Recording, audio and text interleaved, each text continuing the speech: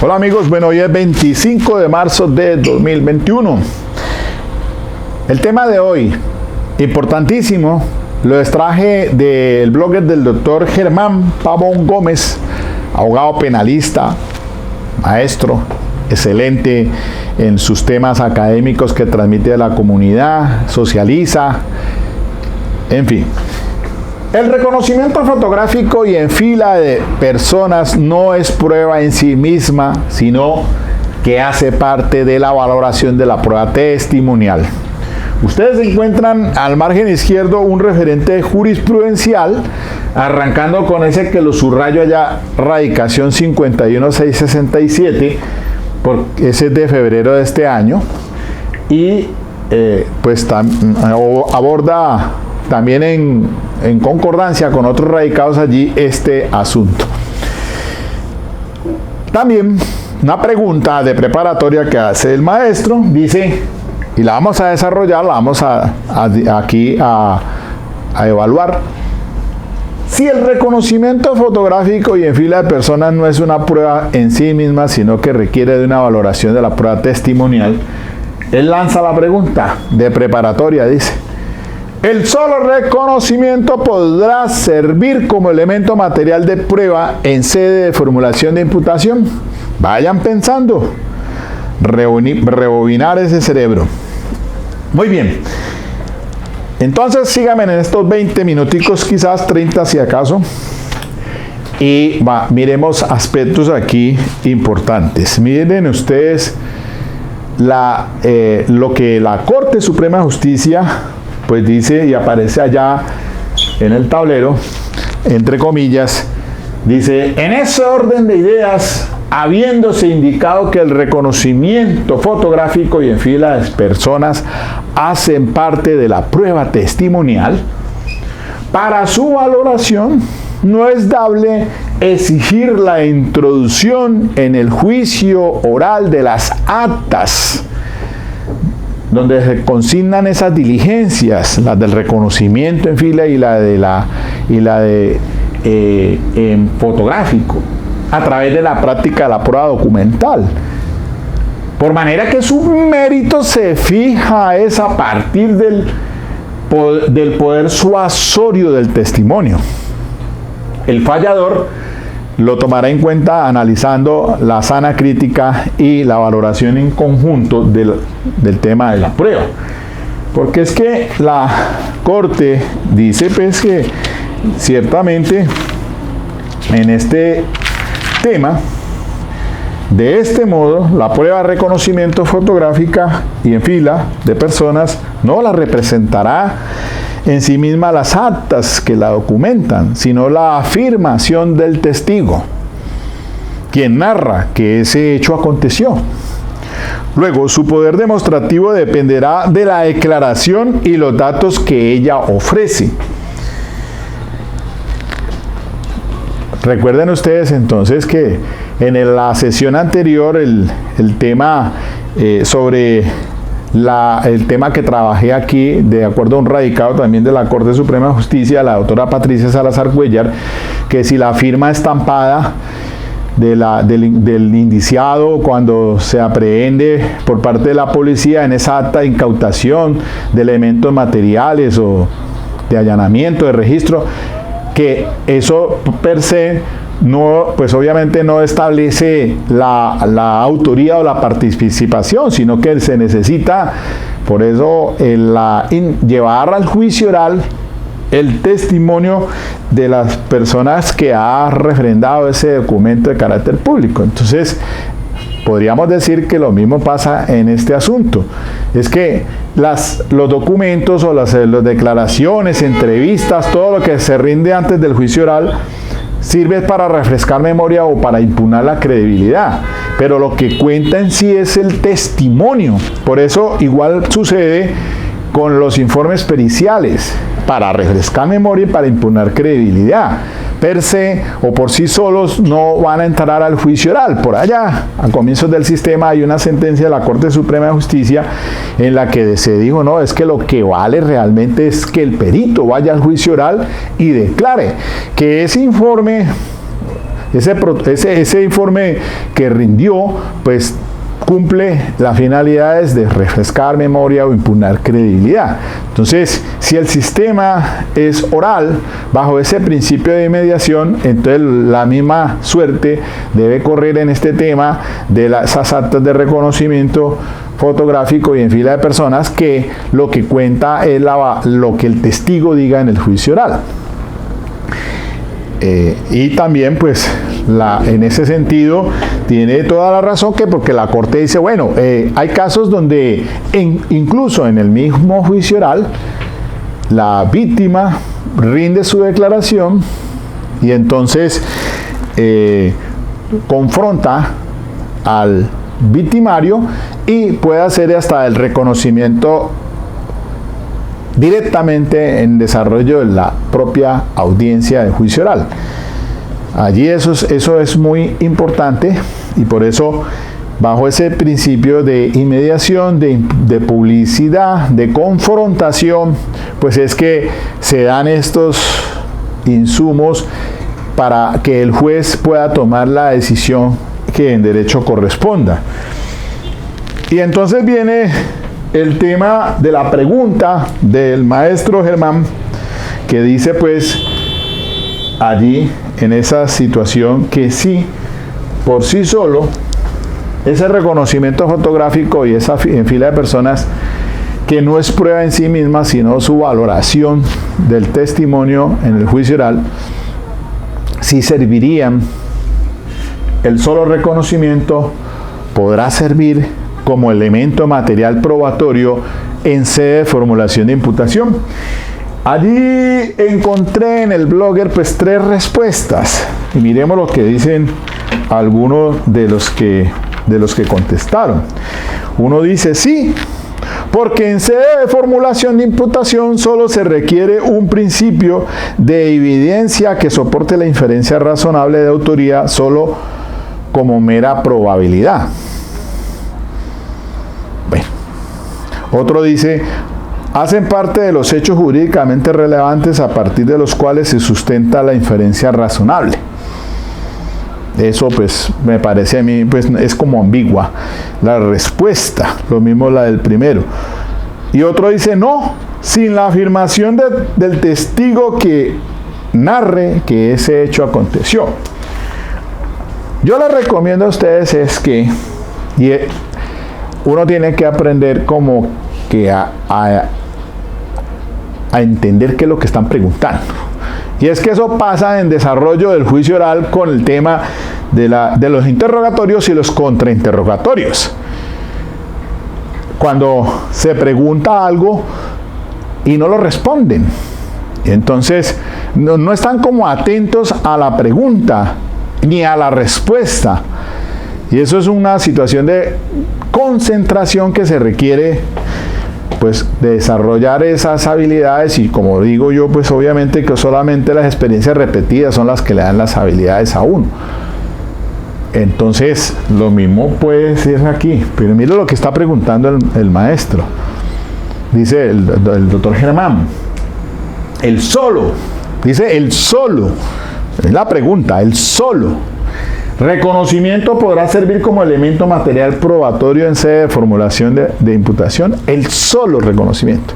Ni siquiera habla de otros elementos materiales en contexto.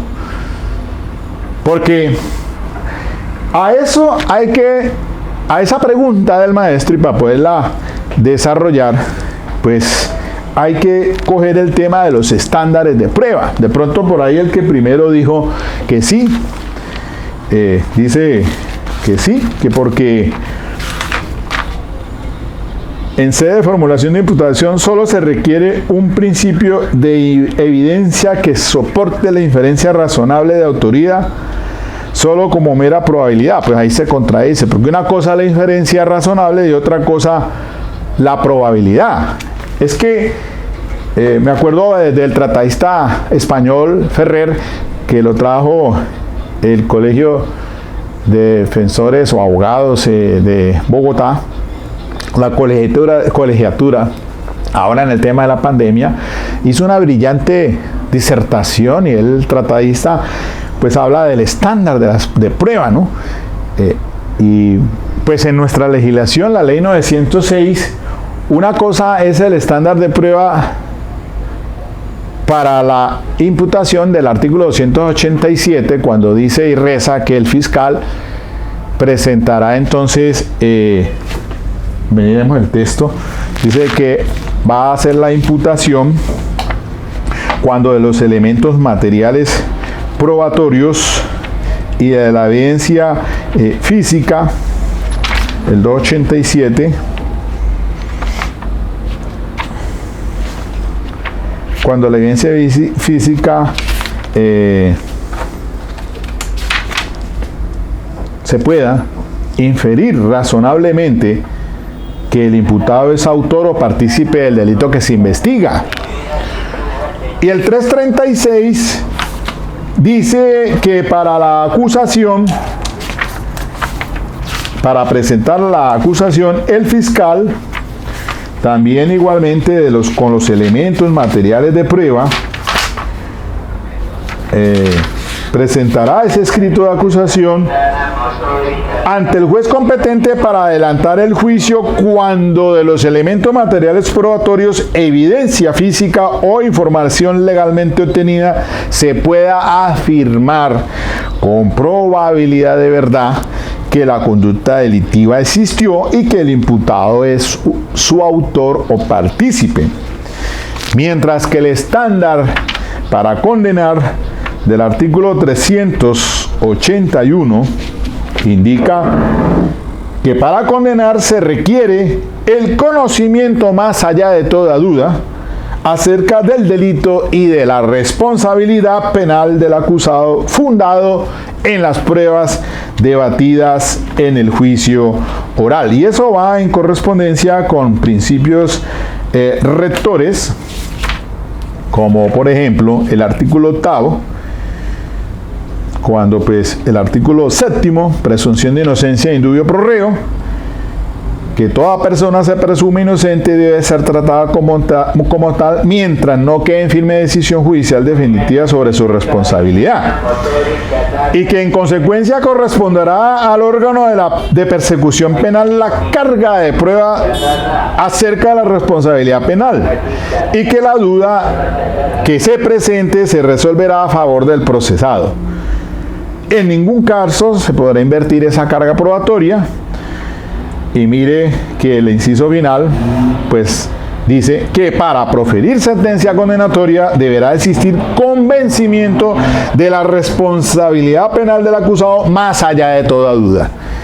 Vuelve entonces en concordancia con el artículo 381. La antigua certeza de la que nos ilustraba el maestro Malatesta, el autor italiano, una obra que la puedo recomendar, Lógica de las pruebas en materia criminal, Nicola Framarino dei Malatesta.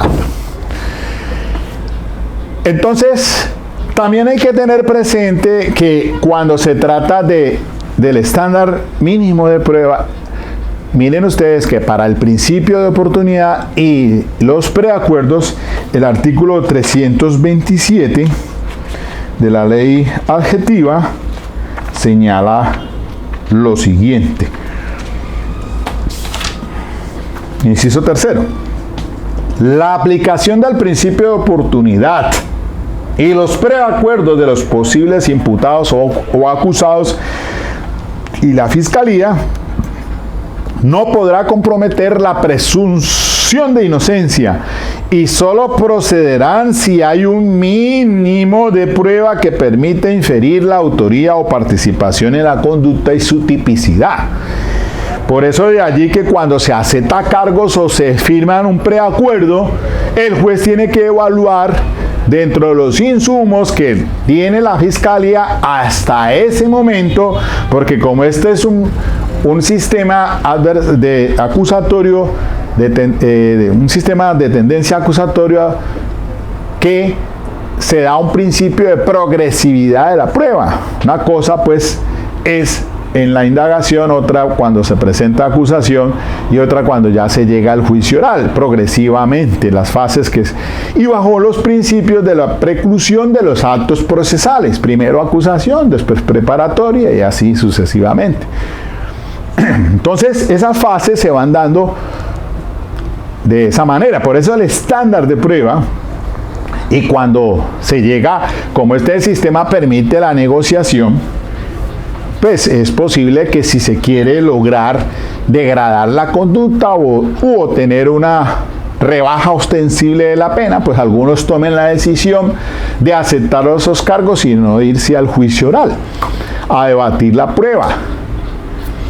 Decisión que cada uno asume, pero entonces para indicar que esos estándares de prueba, miren ustedes que se dan en esas tres situaciones allí.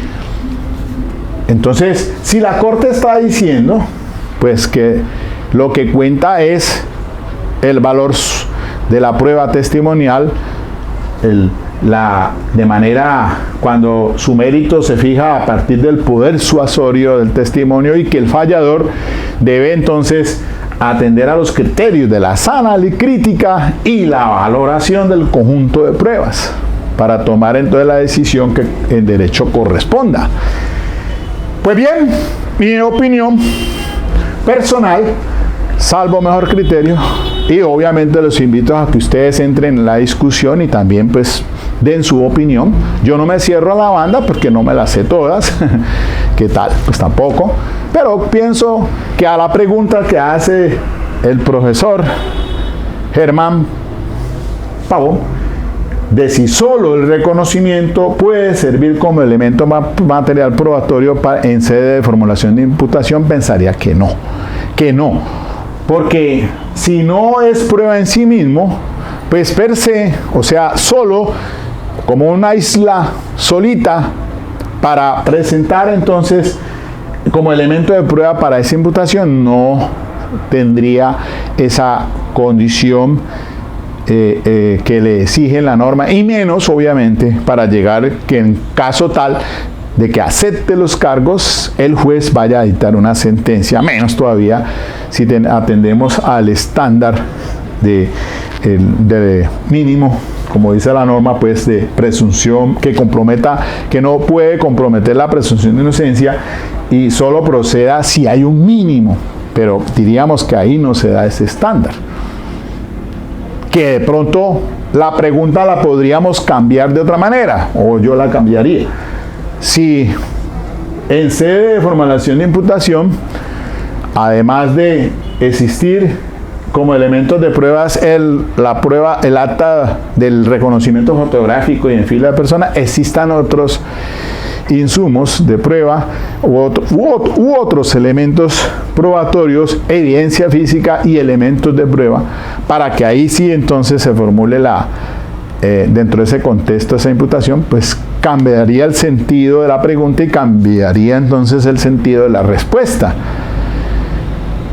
Obviamente atendiendo a este principio de estándar de prueba que se da en esas fases para poder llegar entonces a una decisión prístina o antes de que no se vaya a un juicio oral.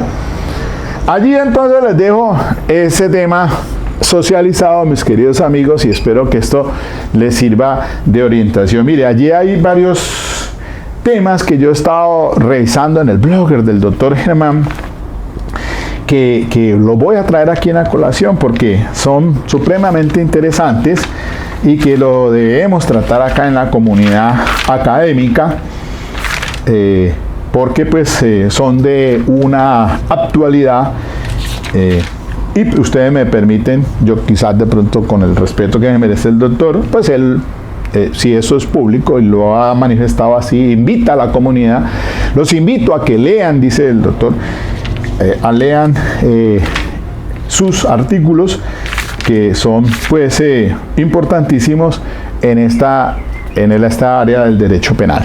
Bueno, mis queridos amigos, aquí entonces dejo esto en estos términos. Les agradezco. Chao, chao.